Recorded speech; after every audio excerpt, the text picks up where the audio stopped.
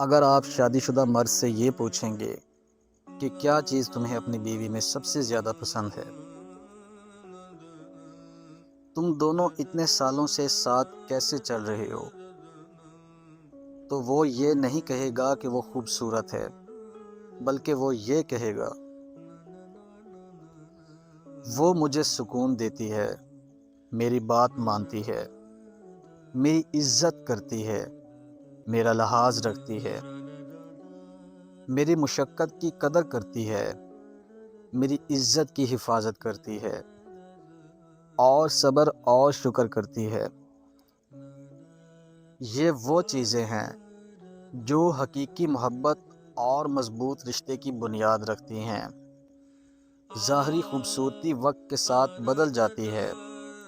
لیکن روح کی خوبصورتی، اخلاق اور محبت کبھی پرانی نہیں ہوتی۔